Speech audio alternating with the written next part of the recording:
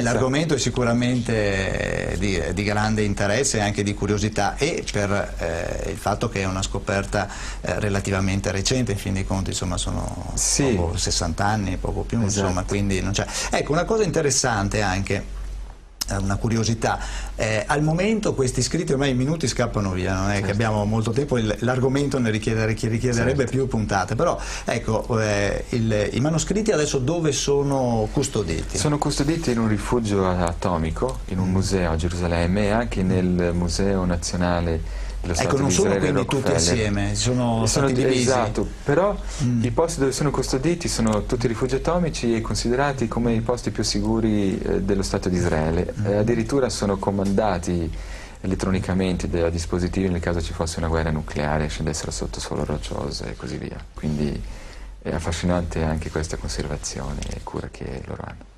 Ecco, senta una cosa, questi rotoli sono ancora consultabili, ecco, è possibile visitare quindi questi luoghi e poter, ecco, gli studi proseguono quindi per capire il messaggio che...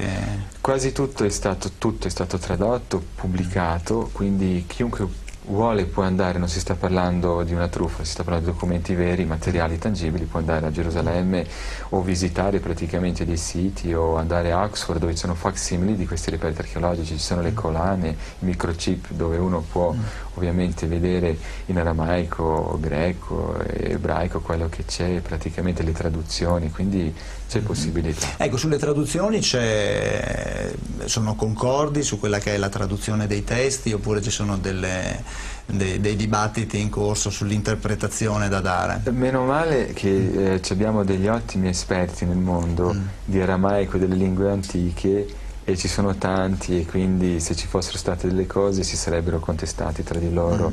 Certo, la copia del rotolo di Daniele è quella che ha molti fatti futuristici, che parlava sulla venuta di Messia oppure sul susseguirsi degli imperi arrivando fino ai nostri giorni e rivelando il futuro in anticipo. Ecco, sull'aramaico di Daniele c'è stato un bel dibattito, ma grazie alle scoperte di altri testi aramaici meno tardivi si è riuscito a capire datazione e quindi meno male. Documentazione non permette, anche le prove sono vastissime, di vagare nelle incertezze, perché ormai abbiamo delle diverse prove paleografiche, quelle della fisica atomica e storica anche. Ecco, sono dei testi che per certi versi danno anche una nuova chiave di lettura sulla nascita di quello che è poi divenuto il cristianesimo. Ecco, ci sono anche l'ambito di Qumran è strettamente un ambito ebraico, dell'ebraismo. Bisogna dire che tutte le quasi prime chiese cristiane erano chiese ebraico-cristiane, di Antiochia, Gerusalemme e così via. Quasi tutti i documenti, finché non fossero scritti i Vangeli, che utilizzavano per dimostrare che il Messia storico, ebrei che accettavano la figura di Gesù Cristo, erano quelli tra questi reperti archeologici che abbiamo a Qumran. Quindi c'era un calcolo matematico che faceva vedere in che periodo il Messia sarebbe arrivato, cosa gli sarebbe accaduto, che sono conservati nel museo anche. Quindi per loro questi scritti speciali che erano importanti per la gente di Qumran, degli Esseni, così loro si definivano figli della luce in realtà, erano importanti poi anche per le prime comunità cristiane, anche se poi ci fosse similitudine o differenza tra cristianesimo ebraico e degli Esseni, però i documenti, i rotoli speciali, queste profezie facevano riferimento, studiavano tutti e due, erano attratti. Ecco, ha usato un termine, una definizione che mi incuriosisce, figli della luce, si sa perché si definivano così? Sì, loro attendevano con l'arrivo di Messia praticamente che il mondo sarebbe cambiato, ci sarebbe il regno di Messia e che a questo punto ci sarebbe stato un conflitto tra i figli delle tenebre e i figli della luce, quindi, che la luce sarebbe prevalsa e così certo, via. Ecco.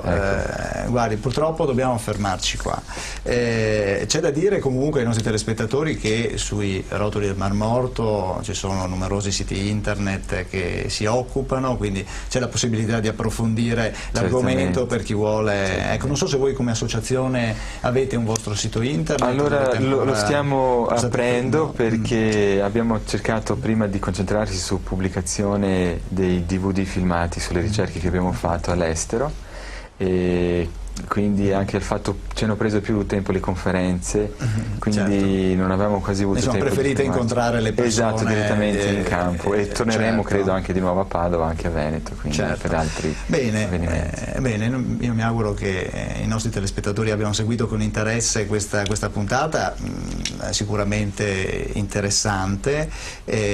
Appunto, come dicevo, sui rotoli del Mar Morto c'è parecchia documentazione, quindi chi fosse incuriosito ha la possibilità di approfondire e farsi un'idea ancora più precisa di quelli che sono i contenuti di questi reperti archeologici. Lo ricordiamo, reperti archeologici assolutamente di recente scoperta, 60 anni fa. Grazie a David Adamovic, lo ricordo ai nostri telespettatori, un ricercatore e un componente, fondatore dell'associazione Amici dei Rotoli di Firenze. Grazie a lei di essere stato qua, è stato molto cortese. Per i nostri telespettatori l'appuntamento è alla prossima volta. Buon proseguimento.